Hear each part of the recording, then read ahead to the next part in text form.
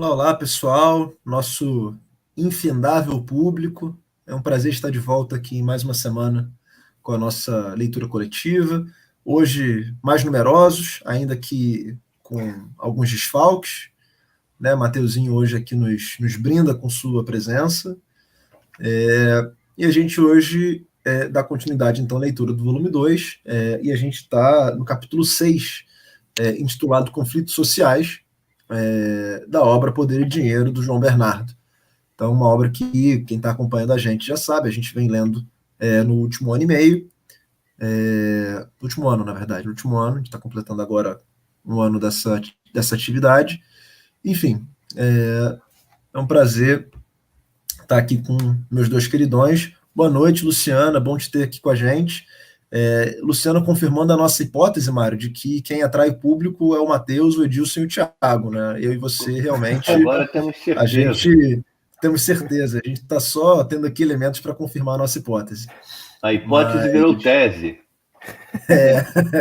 Celebremos, a hipótese virou tese. Muito bom. Eu queria fazer duas observações rápidas iniciais.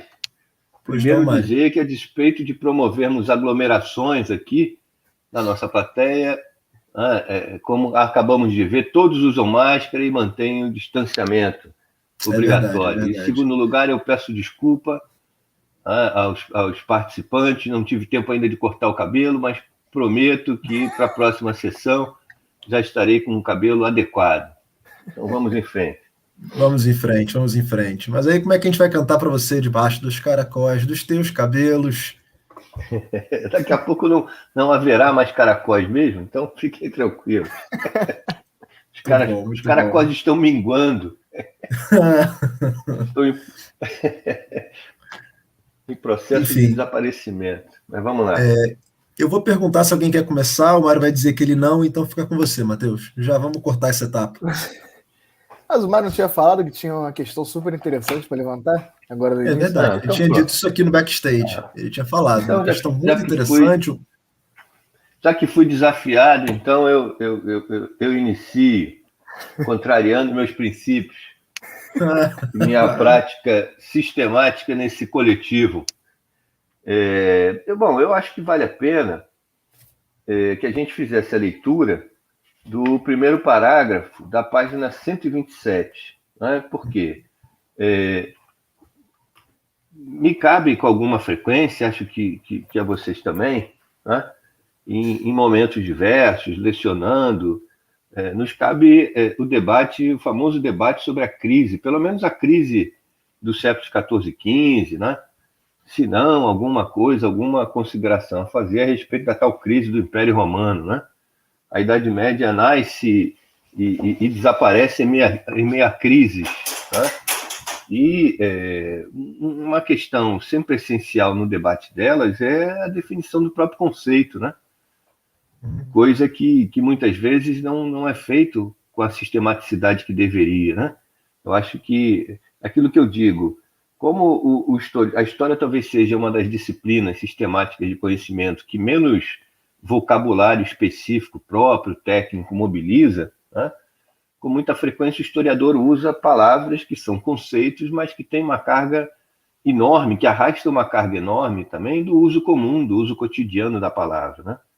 O que faz com que muitas vezes certas expressões que a gente mobiliza pareçam muito evidentes por si mesma. Né?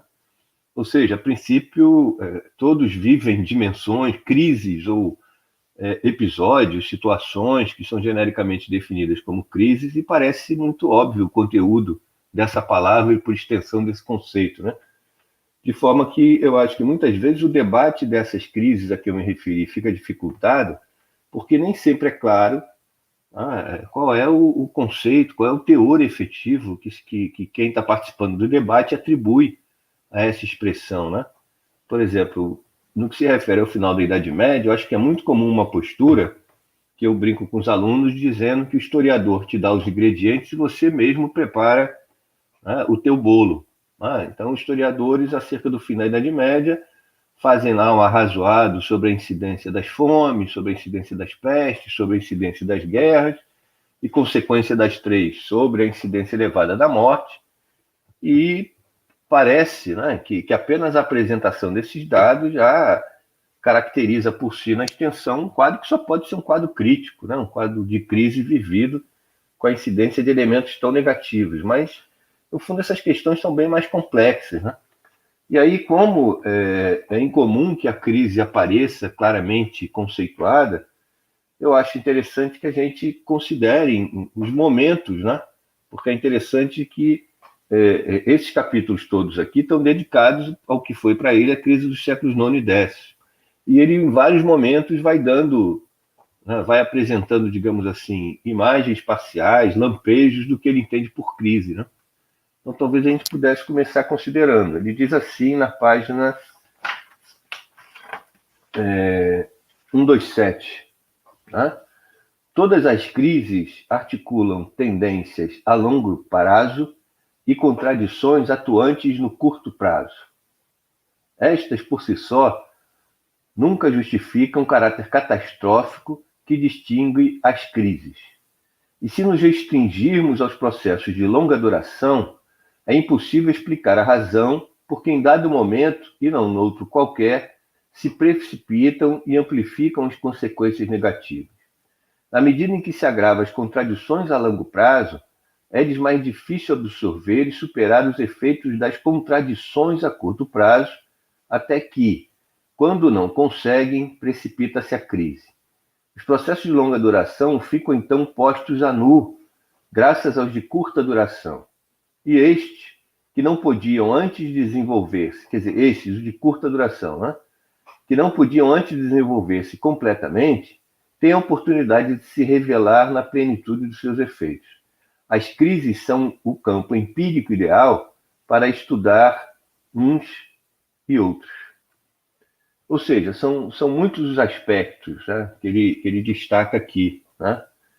Me lembrou muito, por exemplo, uma referência que fazia o George Bee a partir daquela proposição famosa do Brodel, né, dos três tempos, dos três níveis da temporalidade que configuram a história, né? E que, para caracterizar o tempo factual, né, se recorria frequentemente à ideia de que é o tempo explosivo, o tempo imediato, né? Ou o tempo que se constitui pela metáfora da ponta do iceberg, que, né, ao se revelar sobre o mar, né, deixa implícito uma parte considerável que o constitui, talvez a maior, ou sempre a maior, né, que não aparece visível porque está abaixo da linha da água, né? Então, essa ideia de que a crise, ainda que se manifeste como uma explosão, ainda que se manifeste como um fenômeno, né, restrito na sua temporalidade, né, em geral breve na sua expressão, né, parece constituir o acúmulo momentâneo de contradições que pesam na longa duração da história, né? E, portanto, e justamente por isso, por ser explosivo, acaba sendo revelador dessas tendências de longa duração, né? A gente poderia dizer que seria aí um súbito acúmulo temporário que gera a crise como uma espécie de hemorragia, né, momentânea, que acelera os processos e, então, permite uma percepção mais clara, né, daquilo que se manifesta de forma menos explícita no tempo longo da conjuntura, né? E a crise, nesse capítulo, parece revelar para ele, né, que seu caráter essencial é uma crise da autoridade, né? As áreas de soberania colapsam, né? E isso é um fator revelador de uma crise geral da autoridade. Acho que depois há paralelismos interessantes com a perspectiva francesa. É uma pena que o Edilson não esteja aqui, mas a gente vai considerando isso então com o tempo. Nesse ponto da crise, Mário, uma coisa que também me chamou a atenção é o peso que ele dá para esse momento, para o estudo da continuidade. A historiografia, pelo menos a impressão que me passa, é que ela está se concentrando cada vez mais em processos de continuidade do que de ruptura, tentando estabelecer as longas durações, o que pouco se transforma, e o que ele está demonstrando aqui são justamente os processos, qual o valor dos processos de ruptura para estudar mesmo as continuidades. Então, esse foi um outro elemento que eu achei interessante da proposição dele, né? Isso que ele chama a atenção. Esse lance né, da longa duração, talvez, né, da curta duração que ele está se referindo aí, me recordou o Brodel também.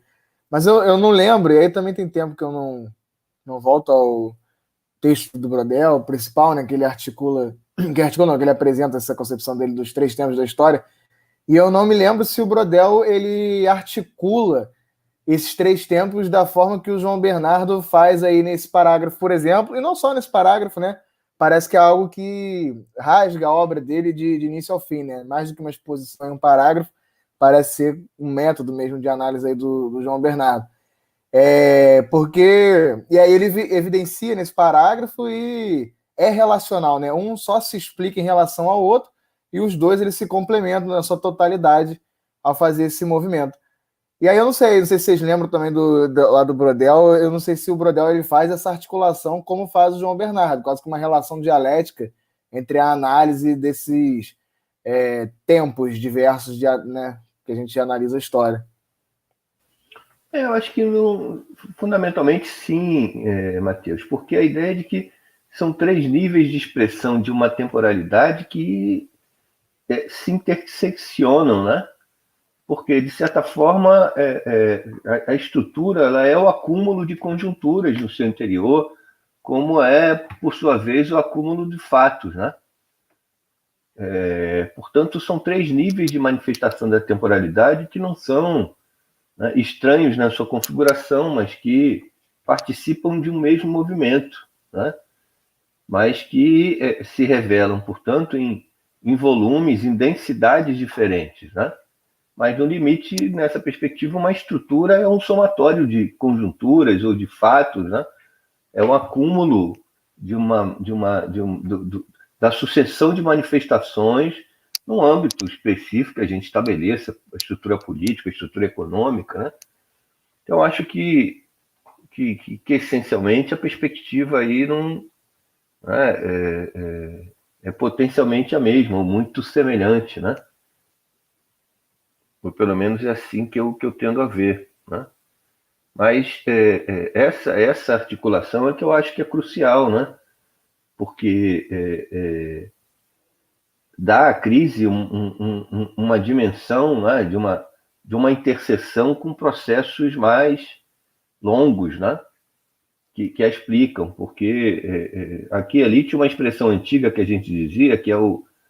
Acho até que uma vez que eu usei isso em algum lugar, o Dudu ficou impressionado, que é uma expressão antiga, que era de falar de um raio, né? um raio em céu azul, né?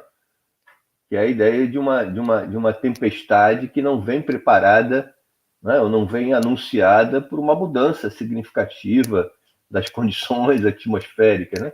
Então, falar um raio que cruza um céu azul é justamente falar num evento que parece ocorrer sem dar nenhum sinais prévios, né? Ou sem se inserir numa tendência maior que o viabiliza, que o possibilita, né? O que não é, o que é relativamente corrente nas análises, né? Da tal crise do final da Idade Média, né? Ainda que se advogue lá a tal tese, né? De que os níveis, os limites da expansão possível dentro da lógica feudal teriam sido atingidos, né? E, portanto, a crise é o resultado, né, do próprio crescimento experimentado em séculos anteriores e tal, mas entender a dinâmica dela na articulação com tendências de longo prazo é menos comum, eu penso. E aí, na sequência, ele vai mobilizar os elementos, né, que expressam e complexificam a crise.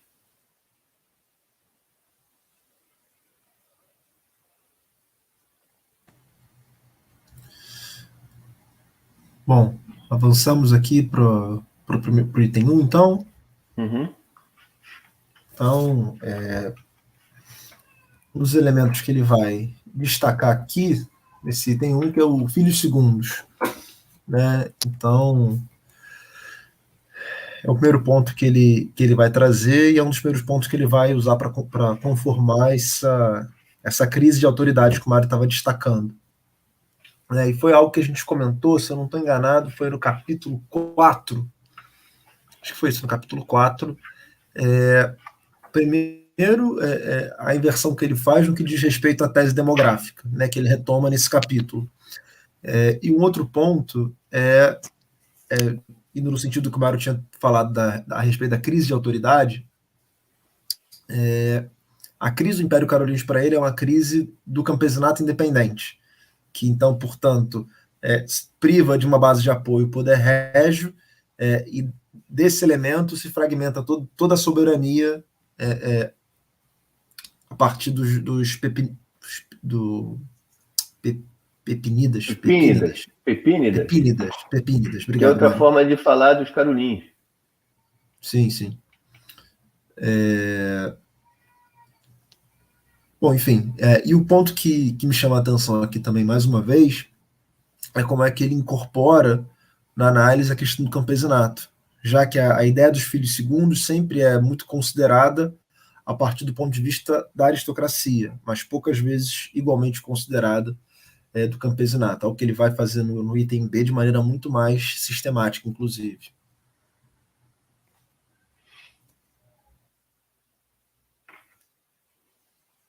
Com relação a esses filhos segundos, né?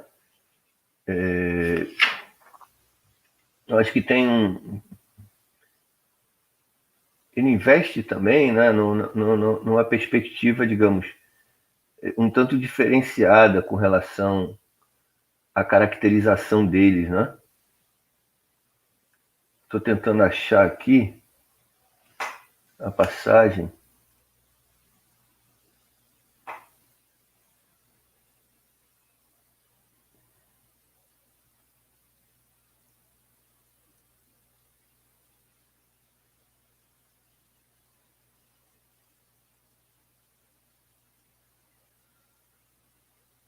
Está na página 129. No primeiro parágrafo da página 129,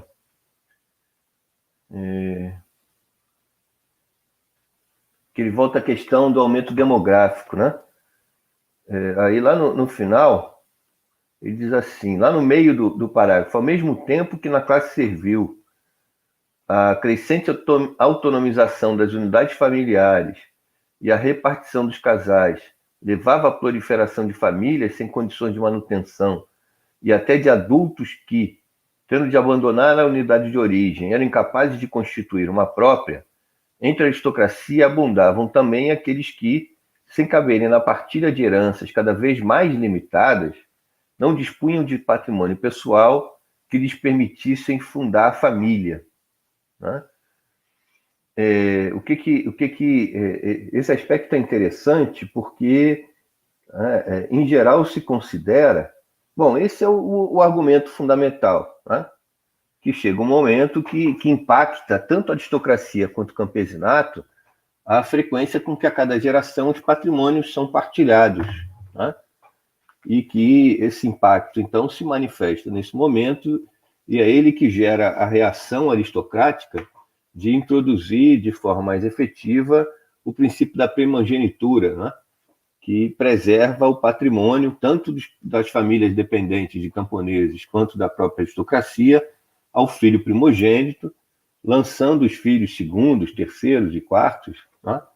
Ou a uma submissão muito efetiva ao filho mais velho, né? E a situações, inclusive, né, de proibição de casamento a esses filhos, né, para evitar ainda mais a fragmentação da herança, né? E por aí. Ele chama atenção para um aspecto que é interessante e que liga com esse movimento, né?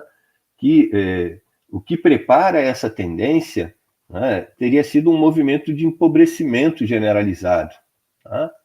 Porque a crise da autoridade, né, teria implicado para a aristocracia a perda do principal elemento de renovação e ampliação dos patrimônios fundiários aristocráticos, né?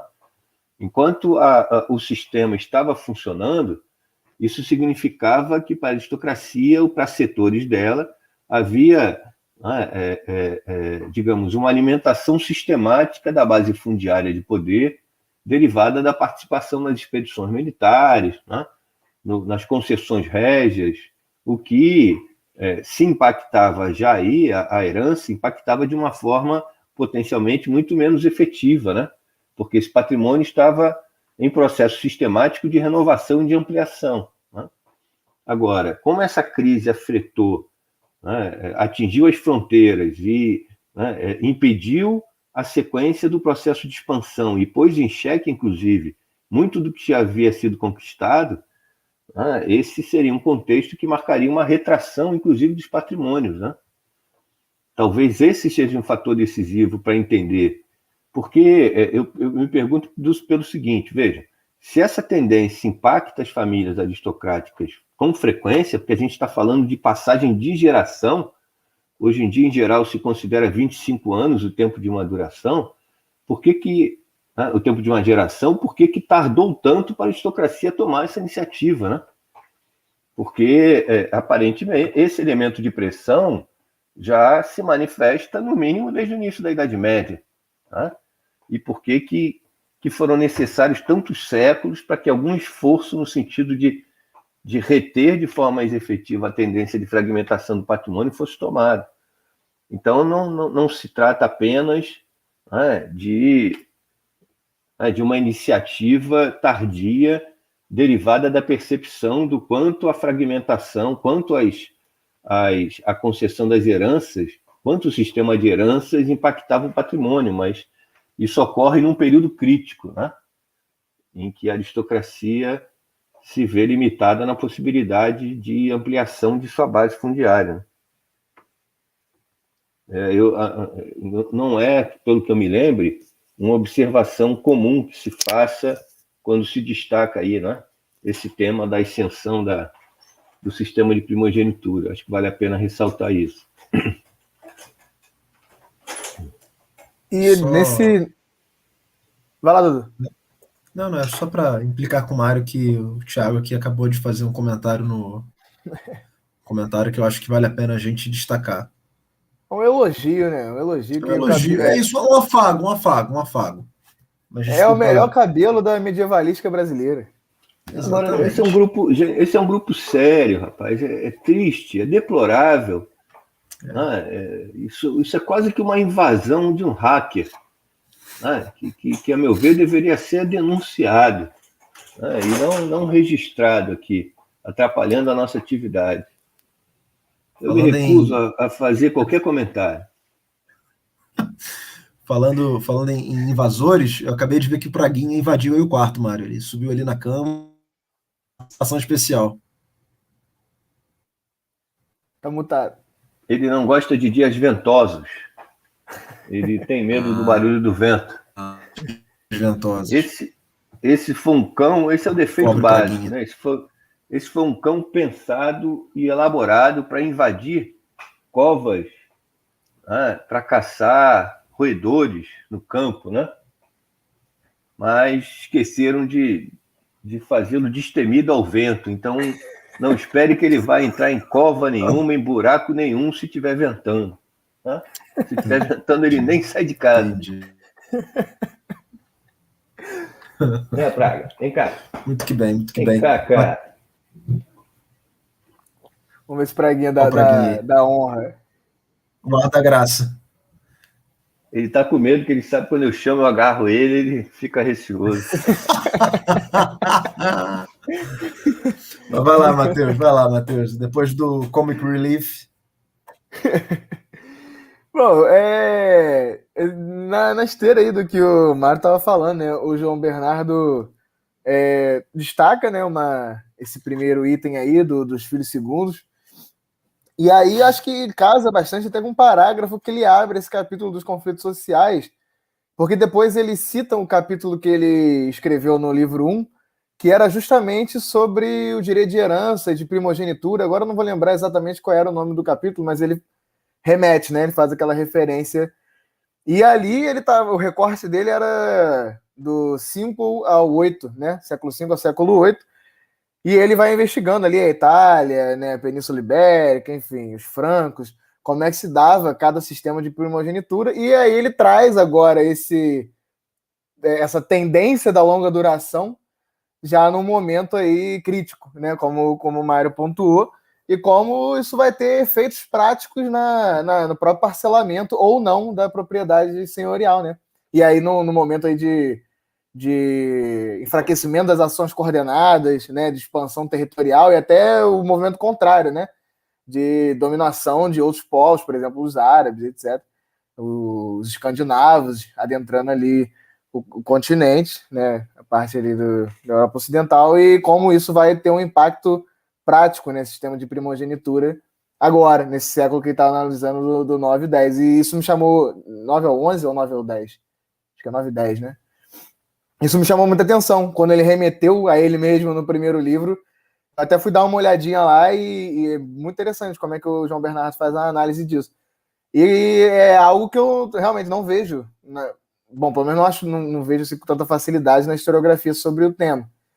E aí o Mário, na última reunião que eu estava, eu perguntei, né, como é que é tratada na historiografia mais tradicional, principalmente na francesa, essa questão da crise do 9 e 10. E aí o Mário pontuou, e depois eu, né, passei o olho em algumas obras, realmente não é tratado como crise.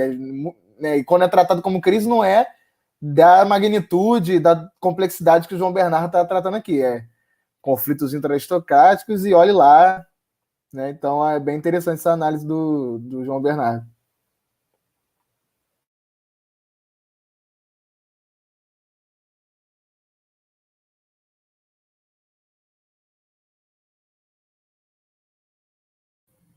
Um comentário muito lateral, assim, é que lendo esse capítulo eu lembrei muito da minha sétima série, né, do meu, aquela altura, o meu, sétima série, oitavo ano hoje em dia, quando ele está falando dos pueris e dos juvenes, né, e depois ele fala numa nota do movimento de 1212, que é a famosa Cruzada das Crianças. E eu lembro da professora falando da cruzada que foram crianças, assim, e tinha lá a imagem das criancinhas e tal. E aí ele faz a referência aí a que na verdade não eram crianças, eram adultos, mas apenas aqueles que estavam despossuídos, né, fora das lógicas familiares, né, ou à margem das lógicas familiares. Então só esse comentário lateral de que eu lembrei muito dessa aula. E não sei por que isso veio agora. Mas enfim, mas esse é um ponto também que eu queria comentar. Ele retomando um elemento que ele vai tratar, sobretudo na segunda parte do volume 1, sobre o peso que ele dá para as estruturas familiares. Então, estar marginalizado, estar para fora dessa estrutura familiar, implica uma dificuldade na reprodução daquele indivíduo. E destacar também o elemento da mobilidade e o esforço que ele faz até de uma certa história global, né? Ele falando das migrações pontuais, dos processos pontuais de integração, e como é que isso acaba resultando, ainda que ele não use esse termo exatamente, mas como isso acaba resultando num processo de uma certa globalidade na Europa como um todo, mas também conectando ali com a região do Levante, a região do Império Bizantino, enfim.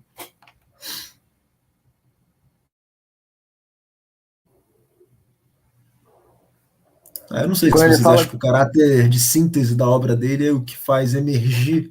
O meu ponto agora era o seguinte: se o caráter da obra de síntese que ele propõe é o que faz emergir uma perspectiva global,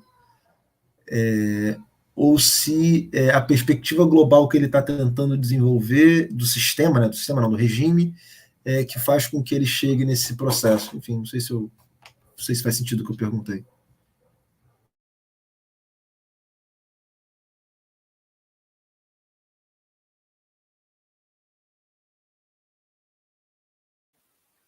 Eu acho que é a perspectiva de síntese, aí não da síntese no sentido, né, de uma obra que parte de bibliografia, mas de síntese no sentido de uma visão global, né? Como propõe até lá o próprio Duby, na aula inaugural dele no Collège de France. Eu acho que é isso que faz com que né? Ele muitas vezes tem que se abrir para referências externas ao próprio regime que são chave para explicar o que está acontecendo no interior dele próprio, né? Porque é isso, né? Eu acho que há certos contextos em que o impacto de elementos, em princípio, externos ao sistema é mais evidente, né? Sobretudo, inclusive, quando já se concebe aquele período como um período formado por um sistema, né? Um sistema muito vigoroso na sua constituição, que tem esse poder, né? De condicionar, de limitar tendências internas, né? Como o da globalização, né? Agora, eu acho que para contextos anteriores, essas coisas começam a ser consideradas mais recentemente, né? Até para o que se refere a impacto de condições ecológicas, né? De condições climáticas, né? Do quanto existe a possibilidade de fenômenos muito distantes, né? Impactarem as sociedades, né? Em níveis muito diversos. Agora, eu acho que quando se está estudando, quando o objeto é muito circunscrito e muito micro, né? Eu acho que é mais difícil atentar para o impacto dos elementos que transcende aquela configuração muito recortada que se dá ao objeto, né? Eu acho que, tendencialmente, quanto menor o objeto, mais difícil perceber as injunções que são externas a ele, que o impactam, né? E que atuam ali determinando seus ritmos, suas tendências. Aqui ele frequentemente tem que considerar o impacto de elementos externos, né? Com as quais a relação do regime senhorial podia não ser tão sistemática quanto em outros contextos, mas que também tinha, né, esse potencial, essa possibilidade.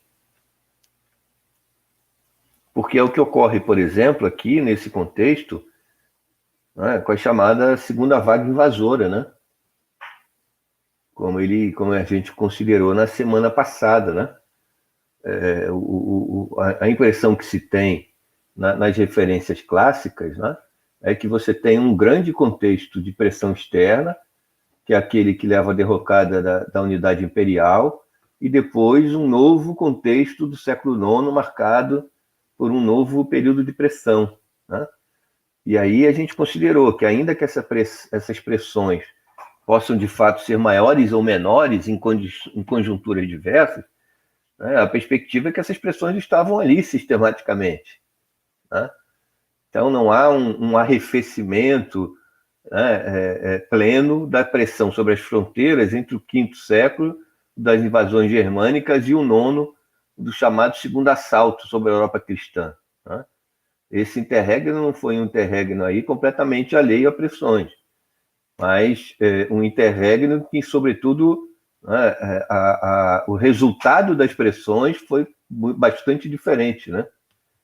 A possibilidade das pressões aí produzirem impactos profundos foi muito mais reduzido nesse ínterim, né? E elas voltam a se manifestar aqui com mais vigor, né? Porque a gente pode pensar, inclusive, né, a gente poderia perguntar ao Caio, né? Porque sabe-se que o auge as investidas normandas, por exemplo, elas foram catalogadas, o próprio João Bernardo fala nisso, né? Eu acho que a primeira que ele cataloga remete ao sétimo século, né? Agora, a própria capacidade do meio atingido de repelir a invasão impacta também nas iniciativas, né? Quando, ao contrário, elas se fazem, o potencial vitorioso, positivo das investidas começa a se manifestar, né? É razoável que elas favoreçam também o aumento dessas iniciativas, né? Porque se os resultados passam a ser positivos, potencialmente a mobilização cresce, né? Favorecida por vitórias que vão apoiando novas ações, novas investidas, né? Então, o próprio argumento, não, mas aqui no contexto do século IX foram muitas, pode ser ele próprio decorrência dessa nova conjuntura que agora favorece as iniciativas de pilhagem e faz com que esse favorecimento sendo percebido aumente os casos, né? Aumente a incidência. O que é expressão do quanto reduzir processos históricos a uma manifestação monista, não, é ruim, né? Porque o que a gente vê sistematicamente é a complexidade dos fatores, né? Como é que se conjugam fatores diversos atuando, internos, externos, né? As próprias sociedades nesses quadros aqui que a gente está considerando. Bastante interessante esse tópico B da iniciativa camponesa. Eu tenho certeza que o Dudu preparou, assim, uma exegese desse item, sendo ele reconhecidamente o maior medievalista do Fonseca dedicado à questão operária, à questão camponesa. Então vai lá, Dudu, somos todos ouvidos. E também sou o maior especialista brasileiro em cerâmica sueva. Sim, com certeza. Exatamente.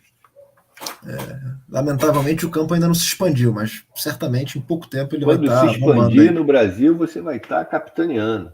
Vou estar capitaneando, vão ser multidões arrebatadas pela cerâmica sueva.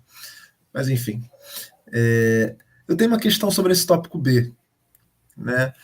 Que está na página. Sendo você o maior especialista, você formule a questão para você mesmo e já desenvolva. Claramente, que é uma estratégia que eu aprendi com você, inclusive, também. Né? Eu faço a pergunta, eu mesmo já vou respondendo para não ficar naquele silêncio constrangedor da espera da resposta.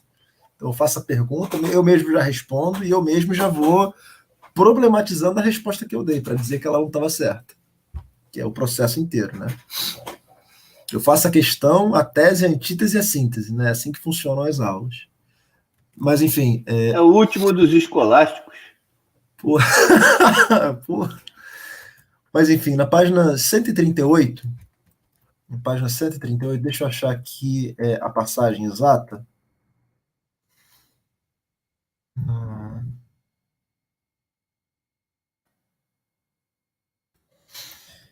Ele vai falar da fragmentação do bano, né, no contexto da crise do Império Carolíngio. E ele está falando da questão sobre a cooperação camponesa, né, a cooperação dos rurais, no caso. Né, ele não chama de camponês, ele fala cooperação dos rurais. E ele está falando, inclusive, que esse processo da fragmentação da família faz com que a ação de arroteamento seja feita de maneira individual por unidades familiares, mas nunca ou quase nunca de maneira comunitária. E o que ele vai dizer, inclusive, é que o argumento dele é que a crise do Império Carolíngio, que é uma crise da base social da monarquia, na prática, enfraqueceu o comunitarismo camponês. E aí era a passagem que eu estava querendo destacar aqui, que está no segundo parágrafo, mais para o final, né? Metade do segundo parágrafo, né? Ele diz o seguinte: o coletivismo existente nesse período não reuniu diretamente as famílias servis ou independentes.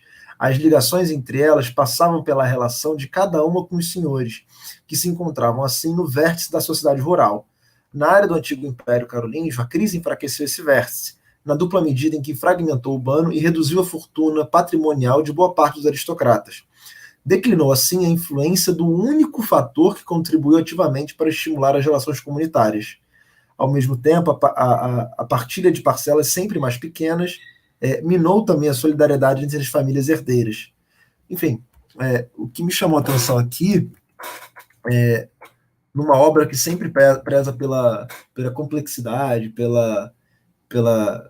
por elementos multifacetados, ele destacar aqui com uma palavra que costuma ser muito forte para textos em história, né, declinou assim a influência do único fator que contribuía ativamente para estimular as relações comunitárias.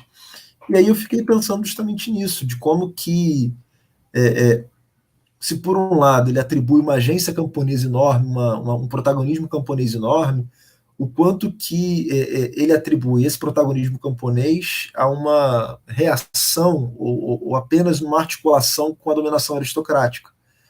E isso me pareceu um ponto que vale a pena discutir, o quanto que as aldeias não haviam já se constituído, pelo menos em alguma forma, previamente a imposição de a imposição generalizada do bano aristocrático, né, depois na nova fase de expansão. Enfim, aí eu fiquei pensando nisso, né, como que esse ponto me pareceu problemático, talvez.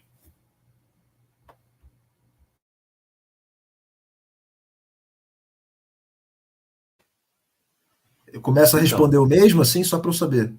Não sei se o Matheus vai. Não, pode ir. Eu acho que, enfim, eu acho que aqui ele está, digamos, direcionado para numa tese, né? Que fundamentalmente a perspectiva de considerar, né, o processo, o movimento que levou à derrocada do campesinato dependente e, portanto, né, a nova configuração que o regime assume na virada da Alta para Baixa Idade Média, com a ascendência senhorial se impondo a ponto de poucas margens de autonomia sobrarem ao campesinato. Né? Então, acho que esse digamos, é uma das teses fundamentais, né, que ele aborda. Né? E aí, eu acho que, se por um lado aqui ele está fazendo um pouco aqui o inventário dos fatores que favoreceram essa tendência, né? O inventário dos fatores que permitiram que, na superação da crise, o resultado fundamental tenha sido, né, um novo contexto de um poderio aristocrático que enquadrou o campesinato em muitas das suas frentes. Né? Então, se no contexto da crise, né, aparentemente o futuro está aberto, né, porque a gente tem ele se refere a uma retração considerável do poderio aristocrático, né? A questão, então, é entender o que definiu o resultado, né? Se houve um momento em que ele cita até algum momento um outro historiador para quem o século X teria sido o século de maior autonomia camponesa, não é isso? Ele tem uma nota que ele faz aqui essa referência. Então, sim, acho ele que... Fala. Vai lá. Não, eu ia só falar com o historiador, é o Bonassi. Isso. Quer dizer, então, acho que a questão é um pouco essa de... Bom, o quadro está aberto. Né? O quadro de crise, potencialmente, né, sinaliza para uma tendência de possibilidades abertas que vão se resolver aqui no desdobramento dessas relações. Tá? Mas a questão é explicar por que o resultado foi um e não outro. Né? Então, há uma certa tendência, eu acho, aqui de mostrar como, a despeito da retração aristocrática experimentada aqui, alguns mecanismos de controle ainda são cruciais. Né? E aí essa ideia de que... porque, veja, se por um lado, né, a supressão do campesinato independente fragilizou o poder régio, né, pode-se supor que na dialética dessa relação, né, o desaparecimento do poder régio, a fragilização do poder régio também impactou em elementos da autonomia camponesa. Né? Talvez a ideia fosse que o poder régio, na sua forma de relação, valorizasse as instituições do campesinato autônomo, né? E a supressão o apagamento desse poder régio favoreceu, portanto, né, também um enfraquecimento do campesinato e, com ele, em algum nível, o resultado que viria pela frente. Né? Agora, sim, eu acho que não há porquê, né, não avaliar, né, que um dos elementos do vigor do campesinato independente fosse os laços de solidariedade, mesmo que tendencialmente em ruptura, que o caracterizavam. Né? e que pudessem, nesse contexto em que a gente está aqui, demonstrar um vigor relativo considerável em algumas regiões. Tá? Então, eu acho que ele talvez desconsidere demais, talvez ele reduza muito a nada, né, em função da decadência do campesinato livre, o peso relativo que algumas instituições suas poderiam ainda manter. Né? A gente tem elementos de fratura, ele cita o caso dos normandos, por exemplo, né, em que os sistemas familiares deles parece ter passado por transformações a ponto de que as grandes habitações fosse abandonado em benefício da multiplicação de casas e da formação das aldeias, né? O que seria a expressão da ruptura dos laços familiares, né? Mas que a gente evolua daí a zero num tão curto espaço de tempo, talvez seja exagerado, né? Talvez se possa avaliar aí o quanto o peso dessa solidariedade tradicional fosse... Porque ele diz aqui, a solidariedade tradicional está morrendo, né, e ainda não há novas plenamente estabelecidas. Agora, o processo da morte não precisa ter sido a morte súbita, né? Que ele parece indicar aqui em alguns momentos, né? Até porque o resultado, a despeito da tendência predominante nele ser a tendência geral, o volume da Constituição variou de região para região, né? Na Península Ibérica, o quadro é outro aqui. Se bem que ele está falando mais dessa região que foi impactada pela fratura da soberania carolíngia, né? Mas, mesmo aí, potencialmente, você tem, né, movimentos diferenciados, né? É porque ele acha que... Desculpa. Fala. Não, porque eu fiquei imaginando o quanto que essa tese dele não é impactada pelo peso de uma historiografia que ele está mobilizando, que acho que é o Fossier que fala isso, agora não tenho certeza, que é a ideia do aldeamento como um processo que é o resultado, o aldeamento e encastelamento, se eu não estou falando alguma besteira, um resultado da revolução, acho que não usava o termo revolução feudal, mas da crise do processo ali que está posteriormente ao século XI.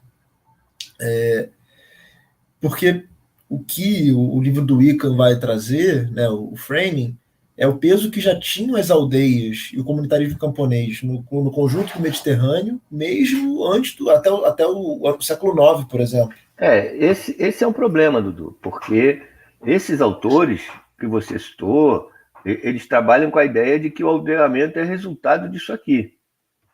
Entendeu? Esse é um problema. O que você traz aí a partir da arqueologia e tal, coloca um problema considerável para essa linha. Tá? Era nisso que eu estava pensando. No limite dessa proposta que ele está fazendo. Que, de novo, eu acho que o modelo que ele está propondo ajuda muito a pensar muita coisa, mas tem um limite do que era acessível quando ele escreveu o livro, ou no limite do que estava sistematizado quando ele escreveu o livro. E aí a minha questão é justamente essa: qual o impacto que esses novos textos trazem para esse modelo?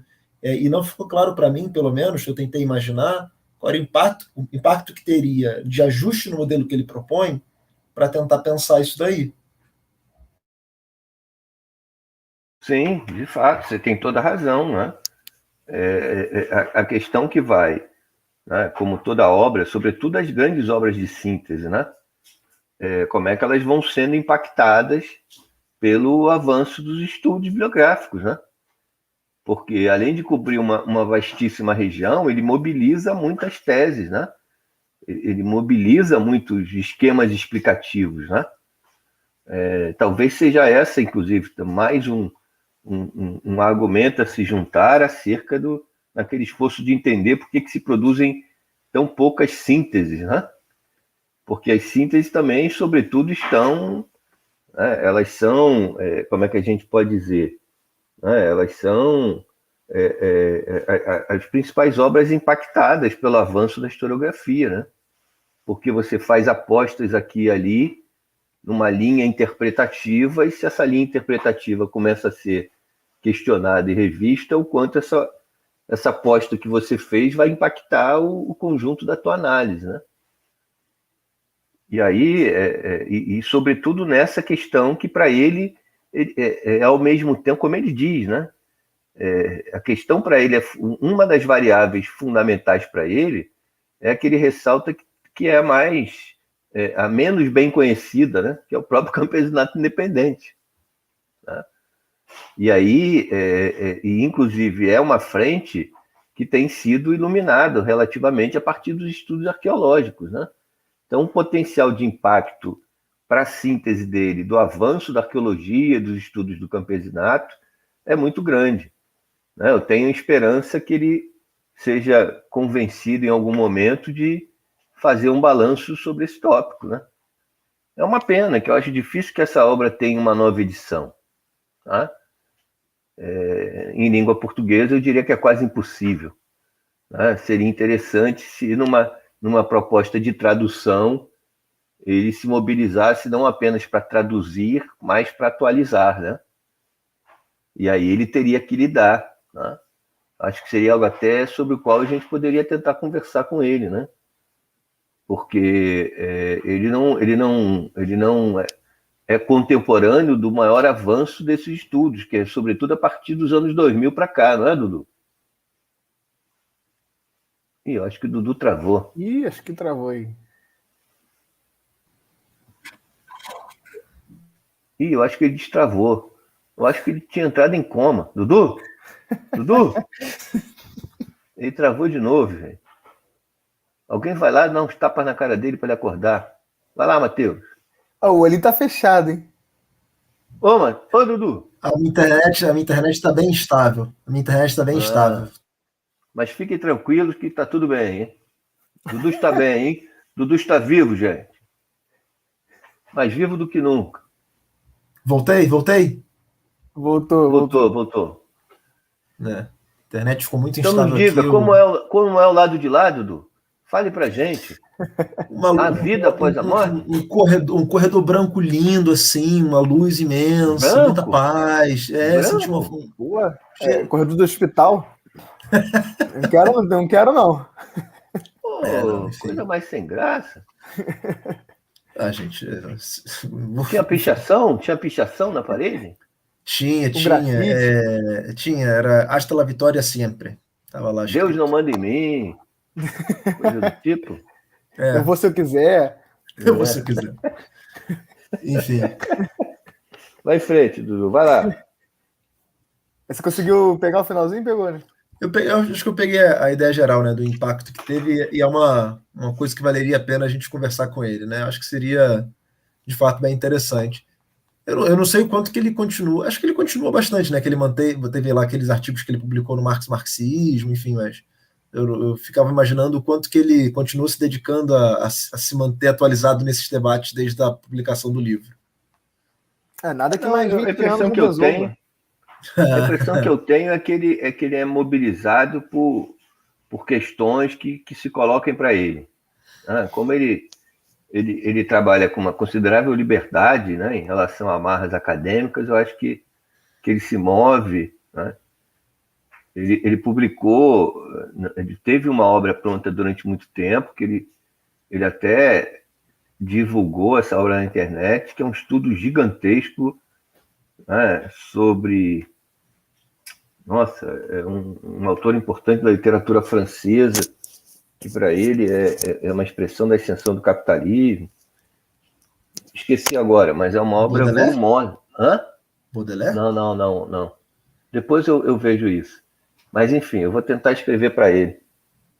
Mas eu te perguntei se esses estudos são mais abundantes a partir do início desse milênio, não é? Sim. Entendeu?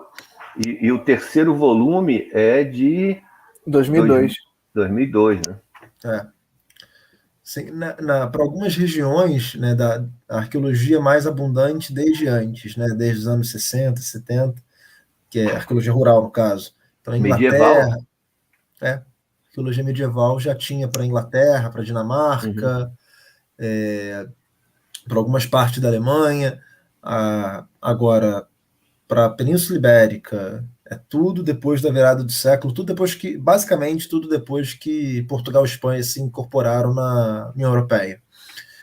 E a França é parecido, e mesmo assim, muita coisa já tinha sido escavada, mas só começou a ser sistematizada a partir da virada do milênio, mesmo na Inglaterra, mesmo na França, mesmo na Dinamarca, enfim. Então Até é isso. aí, comentário leigo, né? Acho que até os usos também da arqueologia nas obras, né? Porque assim, o João Bernardo se apoia em obras monográficas ou até outras obras de síntese. Então, essas obras não estavam utilizando, né, esse avanço aí da arqueologia. Então, é isso, né? Ele provavelmente não leria algo próprio de arqueologia para trazer, né, né, algo, por exemplo, da década de 60, 70 para trazer para análise dele. Ele teria que ser via outra obra, né? Eu não conheço, não sei se o Mário conhece, eu não conheço de um livro, de uma grande obra sobre o campesinato usando arqueologia antes, antes dos anos 2000. Eu tão pouco. Né? A primeira grande obra, se eu não estou enganado, é o Framing. A primeira grande obra é o Framing, que é Sem 2005. dúvida. Que é 2005. Você tem um cara que escreveu um livro que é From Village from Village to From Village to Village, que é, acho que esse é o nome dos autores, são dois autores que trabalham sobretudo com caso italiano, que eu acho que o livro é do finalzinho dos anos 90. Mas é isso, tem muito pouca coisa, pelo menos que eu conheça, antes disso. Uhum.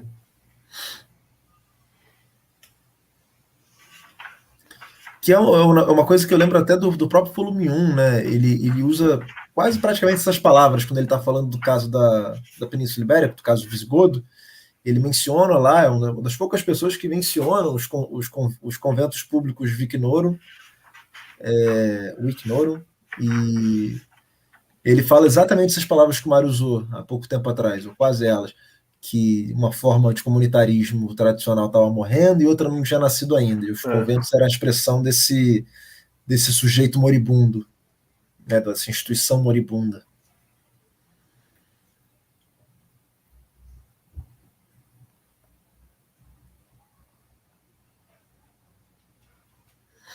Enfim.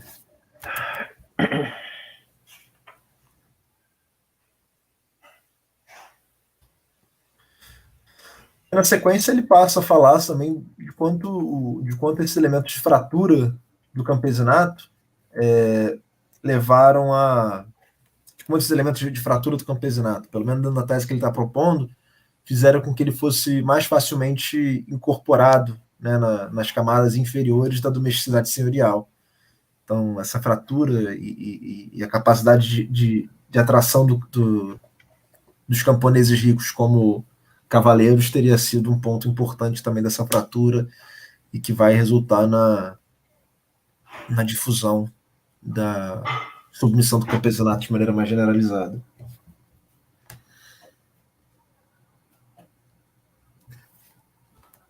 Que acho que é o grande tema que está entre as páginas 136 e 146, né? Acho que é a grande tese dessas 10 páginas, desse item B, acho que seria isso, né? E a questão dos arroteamentos, né? Dos desbravamentos de terra, que para ele é um elemento chave também desse, né? É aquilo que eu disse há pouco, né? Uma obra de síntese com a potência que essa obra tem, ele vai mobilizando argumentos, hipóteses diversas que vão convergindo, né? Que vão se somando, né? O arroteamento para ele é um elemento chave em todo esse processo, né? Para o que se refere, inclusive, os arroteamentos eram, inclusive, um elemento de amortecimento dos níveis de contradição, de choque, de enfrentamento, né? Tanto que é bastante interessante de chamar a atenção para as iniciativas camponesas nesse processo, né? Relativa a iniciativas autonômicas, inclusive em muitos casos, né? Porque a tendência é já considerar de partida os arroteamentos como expressão, os arroteamentos como movimentos plenamente dominados pela aristocracia, né? No Jubi, por exemplo, o Jubi considera, se eu bem me lembro, no Vida Rural e Economia no Campo, ele estabelece uma tipologia da tal expansão, considerando 3 níveis, né? O primeiro, que ele configura como potencialmente de uma importância enorme, mas limitado na possibilidade de estudo, seria a ação de arroteamento do campesinato, movida pelo próprio campesinato, mas que ele considera, ainda que potencialmente muito importante, muito ampla no seu resultado, ele considera bastante limitada em termos de iniciativa, que era o camponês que subrepticiamente aumentava um pouco o lote de terreno dele, né? Sobretudo quando esse lote fazia fronteira com bosque, né? E ele podia ir lá, então, e sorrateiramente desbravar alguns metros para ampliar um pouco o espaço produtivo, né? E que seriam, no entanto, no somatório, potencialmente muito importantes, mas difícil de estudar, porque a gente só tem notícia dela quando os senhores descobriam, né, que essa ação, né, como eu disse, sorrateira era descoberta, e os senhores, então, impunham multas, né? Mas o próximo, que ele considera a fundação de novas aldeias e tal, ele já vincula diretamente a iniciativa aristocrática, né? É a famosa referência, inclusive, de que muitas vezes senhores laicos e senhores eclesiásticos se uniam nessas iniciativas, né? Para arcar com os custos do processo e tudo mais. Ele aqui, né, dá uma dimensão considerável à iniciativa camponesa nesse processo, né? Dá um peso considerável, inclusive, a isso. E dá uma zoada na maneira como os historiadores lidam com as fontes, que eu acho muito boa essa sacaneada. Os historiadores obedientemente seguem o que dizem as elites. Não sei se ele diz elites, não sei se ele usa essa palavra. Mas acha aí para a gente ler para o nosso público. Que eu lembro que eu li, mas eu não marquei. Mas ele dá uma sacaneada. Nesse ponto dos arroteamentos. Não estou lembrando também onde está. A maior parte dos historiadores apressa-se a seguir obedientemente as vozes da elite. E daí a divulgada ilusão de que os grandes desbravamentos se iniciaram em datas que, afinal, apenas marcam o começo do controle absoluto que a alta aristocracia passou a exercer sobre o processo. É necessário recorrer às formas indiretas de análise para se entender o que antes disso sucedeu. Está na página 138, no final do parágrafo que começa na 138.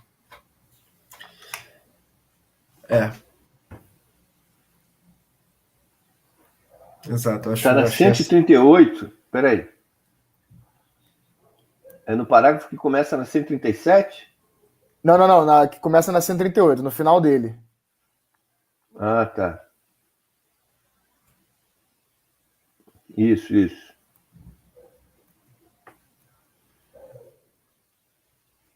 É um dos elementos da crítica que se faz ao Jubi, né, a perspectiva do BAN, da inovação do BAN, né?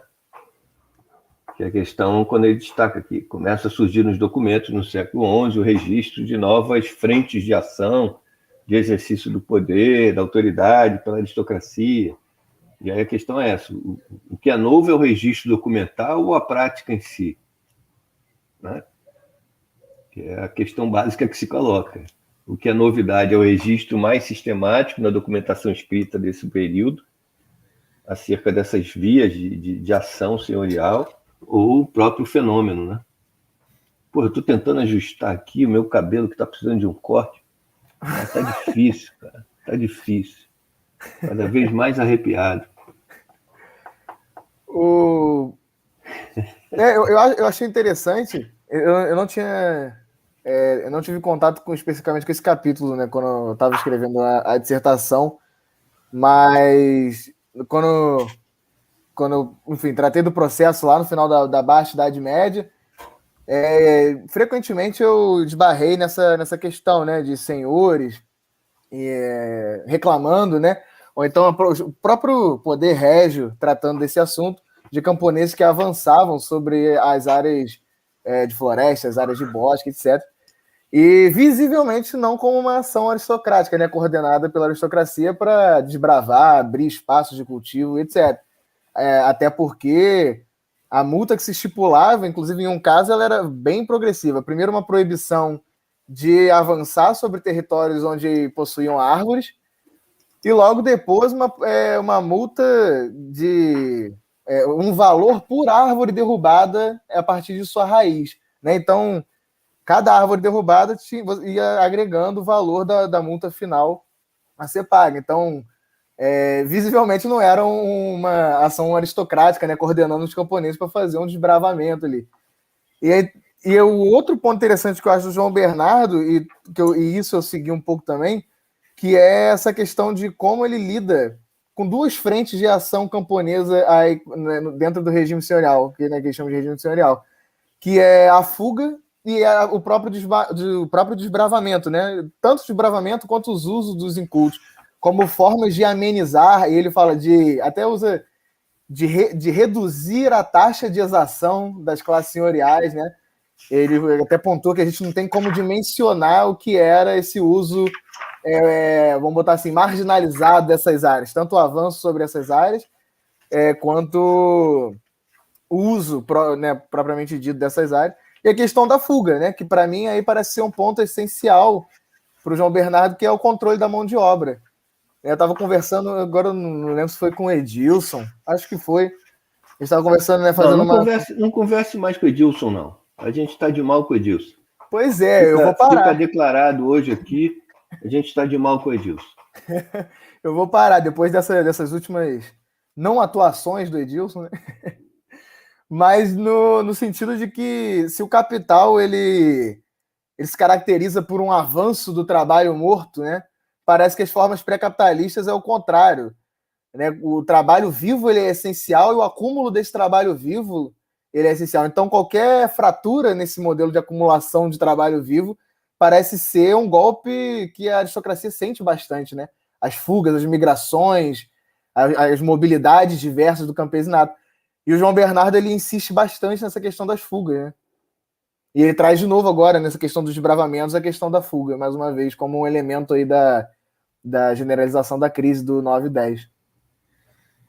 Achei divertida a maneira, trabalho vivo, trabalho morto. Achei legal, gostei.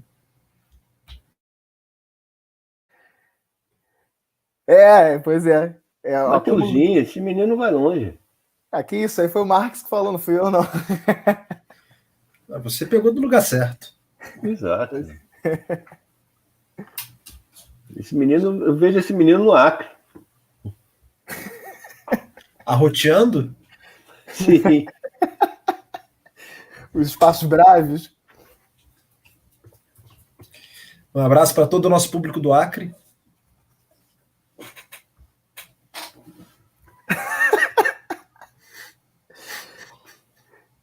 É um grupo sério, né? Só vem coisa séria. Claro, por isso repudiamos veementemente a intromissão desse tal Tiago. Isso é um grupo sério. Não quer participar, não participa, mas não venha para cá atrapalhar. Enfim, pessoal, batemos a nossa margem de 1 hora e acho que a gente ainda não comentou o item C. Aí a minha proposta era que a gente deixasse o item C para a próxima reunião, mas já com a indicação de leitura do capítulo 7. Eu acho que o item C podia ficar para o Edilson e para o Thiago. Isso. E aí a gente... Eles têm que apresentar um fichamento do item C para a gente avaliar um seminário aqui, para a gente avaliar se eles permanecem no grupo ou se a gente vai ter que Tá aí. utilizar medidas coercitivas. Apoiado. Isso. Apoiado. Certo? Então, pessoal. Só não convém ameaçar o Thiago com chicotadas, porque eu ouvi dizer que ele gosta. Vamos em frente, então. Um abraço a todos, até a próxima. Até a próxima, pessoal. Até semana que vem. Tchau, tchau. Valeu, galera.